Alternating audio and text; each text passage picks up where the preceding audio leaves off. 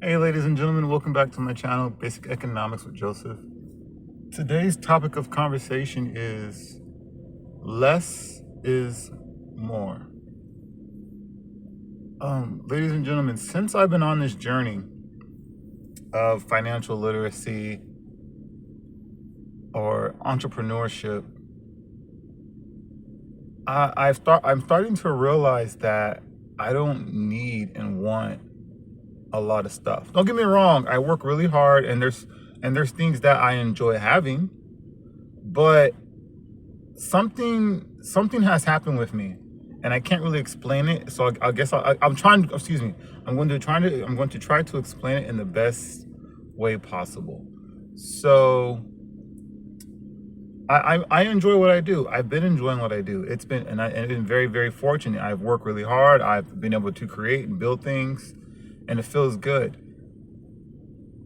Kim Kiyosaki says the road to entrepreneurship is through personal development.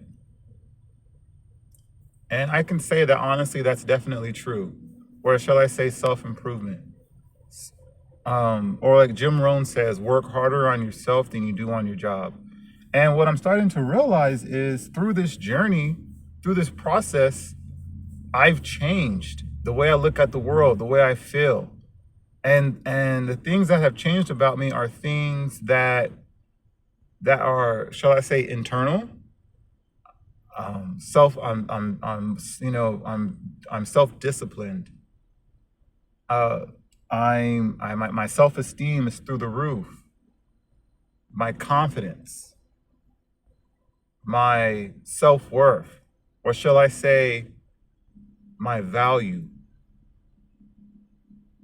I think I think that's kind of the reason why maybe they don't teach money in schools, because I don't know if it's valid. I don't know if that's I don't know if that's a part of it, but it could be. But at the same time, I understand my value.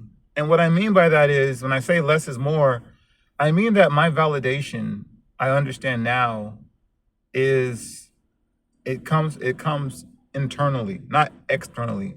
Meaning that I don't need to have things in order to feel validated. Maybe even money, or probably a certain title, or a certain position, or a certain type of car, or whatever it may be.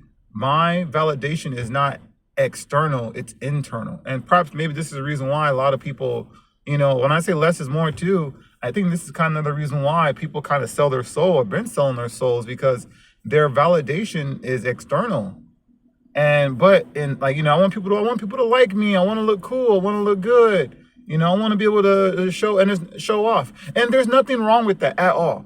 But at the point where it can be a detriment to where to where it's your identity, and next thing you know, all that matters is the external instead of the internal. Accountability, integrity, doing the right things. And I'm saying I'm perfect? Absolutely not. Absolutely not, ladies and gentlemen. I have made so many mistakes. But at the same time, through those mistakes and trials and error, I understand that I can push and work through them to get to that balance, to be content. And it feels good, that resiliency. And also, one thing I'm starting to realize is I realize I don't need a lot. I think I'm becoming not like a minimalist, but honestly more like a simple man. If I'm healthy and I'm healthy, I always say your greatest assets are your time, your health, and your freedom. And those are the things that are priceless, but those are the things that I want in abundance. And I realize personally, I don't need I know that because of what the type of work that I'm doing, I know and I understand that the direction I'm going to go is going to allow me to have a lot of things that make it look like, oh, he's rich. But at the same time, I don't want all that stuff. Does it make any sense? I don't want all that stuff. Yes, I want to be able to give, to have things and give it to my children. But at the same time, I don't want those things. I want to have a modest home and a decent car, but at the same time, I want to be healthy and be able to help people. Things, healthy relationships, a community with a sense of well-being.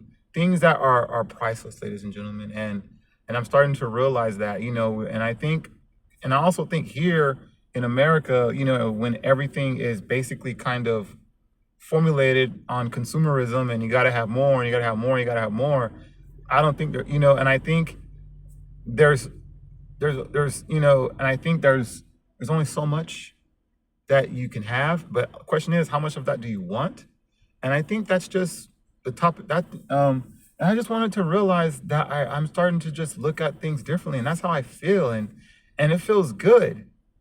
It feels good. If in my personal life I am living beneath my means, and I have very small possessions, that feels good. But also, here's the thing: when you have too much possessions, guess what?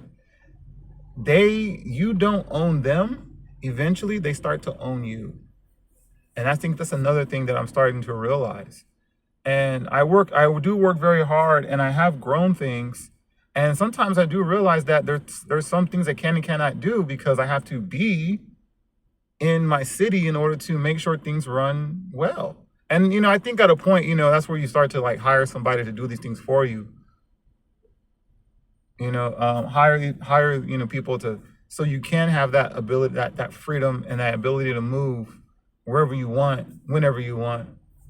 And so, but that's a work in progress. But that's just how I feel, ladies and gentlemen, and it feels good. And I'm starting to understand, that's my outlook now. Less is more, and I care more about being healthy and healthy relationships and freedom. And my validation is not external; it's internal, and it feels good.